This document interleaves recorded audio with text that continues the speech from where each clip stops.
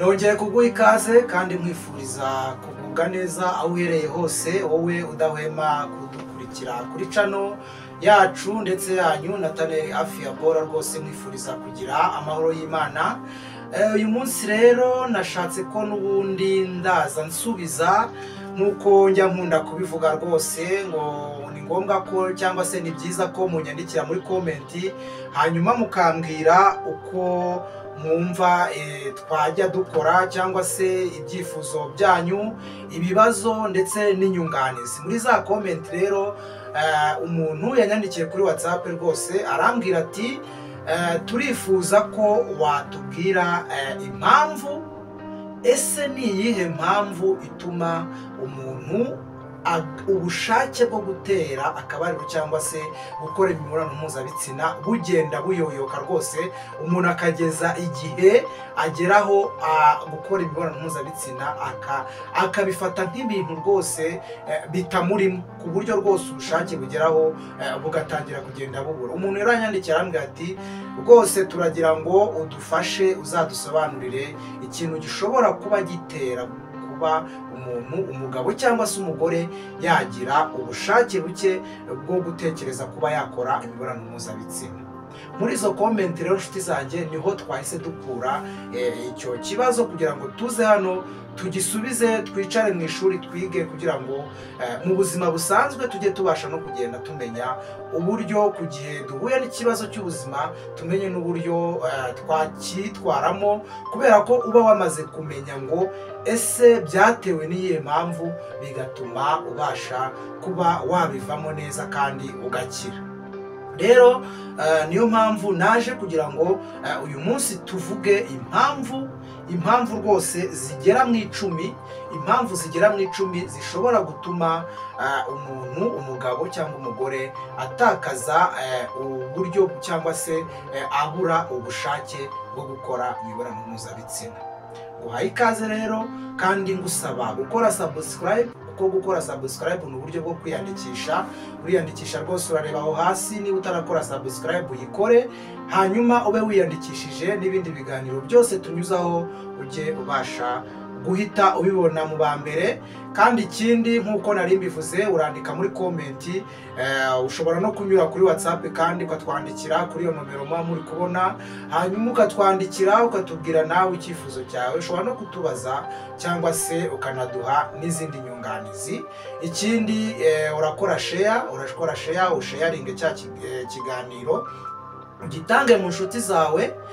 Ni byiza ko za nshuti zawe nazo zibasha kumenya uko ubuzima tugomba kubutwara binyuze muri wowe wabashije kumenya iyi channel yacu Nathaniel Afiabora. Icyiza nanone ushobora no gushyira kuri stat yawe, hanyuma n'aba bantu bawe ufite musanganywe bakabasha nabo kubona ubu butumwa bwiza kandi bufite icyo bumariye ubuzima bwacu. Twihuse cyane rero, reka duhite duhera ku mpamvu ya mbere. Ubundi impamvu ya mbere ari nayo mpamvu nyamukuru rwose, wowe unteze amatwi, uri umugabo, uri umugore, impamvu nyamukuru ishobora gutuma umugabo cyangwa umugore agira ikibazo cyo kubura ubushake bwo gutera akabariro cyangwa se gukora imibonano mpuzabitsina n'uwo bashakanye. Rero niyo mpamvu nyamukuru ari nayo duhereyeho. Iya mbere, niyo mpamvu nyamukuru ni kugabanuka kw'imisemburo. Kugabanuka kw'imisemburo, nshuti zanjye, hari imisemburo ishinzwe gutunganya cyangwa se imikurire y'umuntu. Reka duhere ku mugabo. Buriya kugira ngo umuntu abe umugabo, umwana aravuka akagera mu gihe cy'ubukure, uko agenda akura step by step, hari ukuba ari buve mu bwana akagera mu bwangavu, cyangwa se kugihe ari umukobwa, kugihe ari umugabo akaba yaranyuze mu bugimbi. Ibyo byose rero akaniga amajwi, ibimenyetso byose bimutandukanya n'ikindi gitsina. Niba ari umugabo, bya bimenyetso agenda agira bimutandukanye no kuba niba ari umugabo akagira ibimenyetso biri bimutandukanye n'umugore. Ibyo byose niyo misemburo ibitegura, ni imisemburo yitwa testosterone. Iyo misemburo rero niyo ishinzwe ibyo bintu byose. Kuri iyo misemburo rero umugabo iyo amaze kurenga igihe cy'ubugimbi, amaze kurenga mu myaka 18, ni urugero mu guhera mu myaka 18, iriya misemburo iba iri gukora neza rwose, iba iri gukora neza.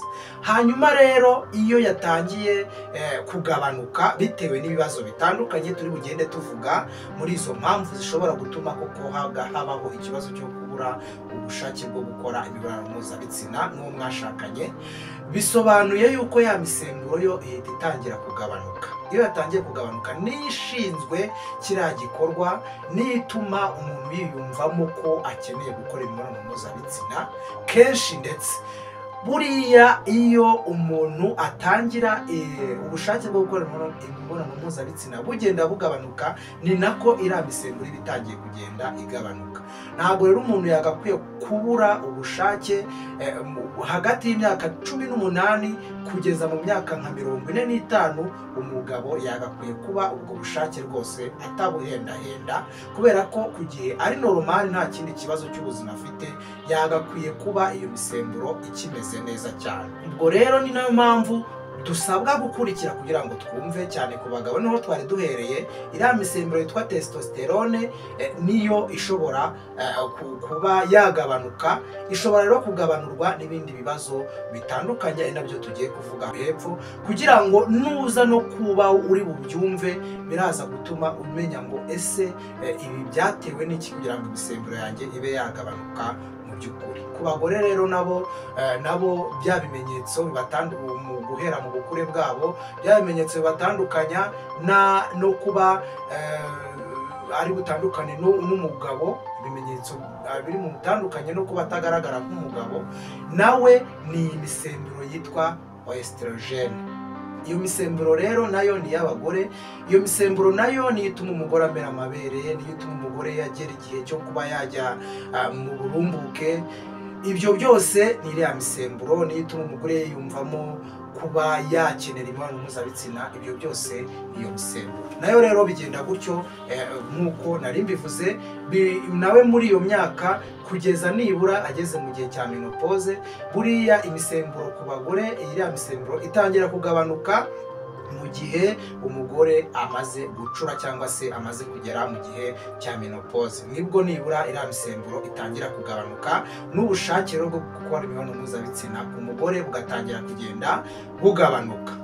Ubwo rero icyo nicyo kintu kigiye kuba tugiye kuvugiraho, ibindi byose bigenda bituma imisemburo ishinzwe kiriya gikorwa mu by'ukuri itabasha gukora neza. Ikintu cya kabiri rero twahita tuvuga ku bantu barwaye indwara z'umutima. Iyo tuvuze indwara z'umutima ugomba kumva umuvuduko w'amaraso, hypertension, ushobora kumva diabete, ibintu nk'ibyo ngibyo. Izo ndwara rero nazo zishobora gutera ikibazo cyo kugabanuka k'ubushake bwo gukora imibonano mpuzabitsina, bitewe na ya miti ufata, bitewe n'izo ndwara ziba ziri koronike. Ibyo bintu rwose bishobora kuba byatuma umuntu atabasha kugira ubushake bwo gutera akabariro cyangwa se gukora imibonano mpuzabitsina. Ubwo rero niba uzi neza ko ufite icyo kibazo, ukaba ubona ubushake bwaratangiye kugabanuka, ntuzagire ngo hari ikindi kibitera, ni icyo kibazo gishobora kubitera. Ikibazo abantu benshi bajya bakunda kwibaza ni ukuba umuntu ashobora kubona ubushake bugabanutse agatangira kumva ko ari uko wenda mu rugo bitagenda neza, cyangwa se mu bundi buzima. Niba uzi neza ko ufite icyo kibazo, urwaye indwara z'umutima, umuvuduko w'amaraso, kanseri nayo birashoboka, na diyabete, uzamenye ko ari iyo mpamvu. Icya gatatu ni ihungabana. Umuntu ashobora kugira ikibazo cy'ihungabana bitewe n'uburyo yanyuzemo, cyane nk'igihugu cyacu murabizi amateka cyanyuzemo mabi ya jenoside yakorewe abatutsi mu mwaka w'1994. hari abantu kugeza na n'ubu ihungabana bagihura naryo. Ubwo rero n'icyo ngicyo nacyo gishobora gutera kuba umuntu yagira ikibazo cyo kugira ubushake buke mu gihe cyo gutera akabariro cyangwa se mu gikorwa cyo gukora imibonano mpuzabitsina. Icya kane ni ukwiheba gukabije. ibyo byose biterwa n'akagahinda n'ubundi gakabije. Kwa kwiheba gukabije rero, umuntu yahuye n'ikibazo, hanyuma mu rugo cyangwa se umugabo n'umugore bagize ikibazo mu rugo, hanyuma ntago habayemo mu by'ukuri ikintu cyo kwikaruma, ubwo ugasanga bihise bitera kwa kwiheba. Kwa kwiheba iyo kubayeho rero na ya misemburo nayo, bitewe n'uko nayo iba yamaze kubona ko umubiri wabaye weak, nayo rero iratangira ikagabanuka, bigatera kuba icyo gikorwa kitagenda neza. Ikintu cya gatanu ni ugufatwa ku ngufu. Hari abantu baba barahuye n'ibibazo bikomeye mu buzima bwabo, agafatwa ku ngufu, hanyuma muri we ya misemburo ikamera nk'aho yikanze.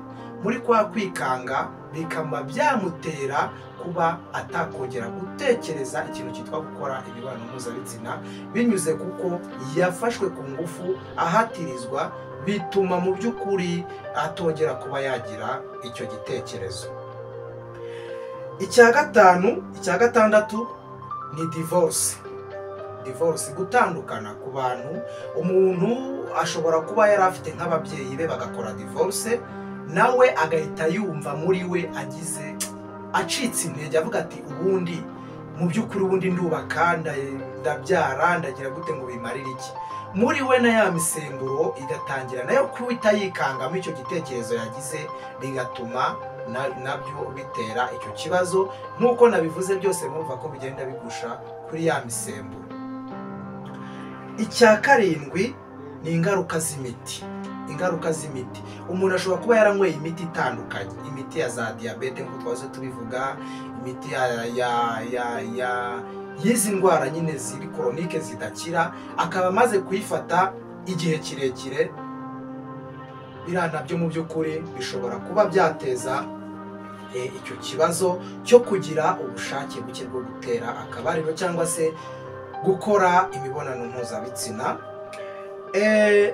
Icya munani ni ukwikinisha. Hari abantu mu by'ukuri baba barabaswe no kwikinisha, ni ibyo bita masturbation. Biriya bintu rero bikaba bibi cyane. Wenda no mu biganiro bitaha tuzagerageza dufate umwanya tuvuge no ku kintu cyo kwikinisha, tugikoreho ikiganiro cy'ubwacyo, kubera ko ni ikintu kibi cyane, ingeso mbi ikomeye cyane ni ukwikinisha cyane. Bijya bikunda kuba ku bantu b'urubyiruko cyane batubatse, ariko n'uwo byamaze kubata niyo yubatse yarabikoraga cyane mu gihe mu ibyiruka rye, birangira n'ubundi adacitse kuri iyo ngeso. Kubera iki? Imisemburo ye cyangwa se ubwonko bwe buba bwaramaritse ko ari cyo kintu kimunezeza kurenza ibindi, kuko nibyo aba yarabimenyereje. Imisemburo ikagenda ikarara ikaryama, ugasanga rwose icyo kintu kirabaye, kikubayeho kuba warikinishije cyane. Ni mu ngaruka ibyo nabyo byo kubura ubushake bwo gutera akabariro cyangwa se gukora imibonano mpuzabitsina, izo nazo ni ingaruka zishobora kukubaho kubera ko waba warikinishije. Icya cyenda ni ukumara igihe kirekire udakora imibonano mpuzabitsina. Mu by'ukuri hari abantu bitewe n'akazi ashobora kujya ahantu akamara imyaka runaka atarataha, cyangwa se akanga no guca umugore w'inyuma cyangwa se umugabo w'inyuma bitewe n'ubuzima, hanyuma cyangwa se akaba yaragize nk'ibyago uwo babanaga akitaba Imana, hanyuma agafata umwanzuro w'igihe kirekire wo kuvuga ati sinzamuca inyuma. Wenda nk'igihe kindi kikongera kikagera, bikaba ngombwa ko yongera gusubira mu rukundo, bikaba ngombwa ko yongera kubaka urugo n'undi mugabo cyangwa umugore, bikarangira mu by'ukuri habayeho gutaka ya misemburo, kuko iba ibaye nk'iyaryamye, bigasaba yuko bigenda bigaruka gake gake. Icyo kibazo kitazakubaho rero, bizagenda bigaruka gake gake, cyangwa se usimbukire no kwa muganga uhabwe imiti yongera ya misemburo. Nubwo atari byiza ku muntu uri munsi y'imyaka, uri hejuru y'imyaka 45 kongererwa iriya miti batanga yongera imisemburo, ku muntu uri munsi y'imyaka 50 akenshi ntabwo biba ari byiza rwose.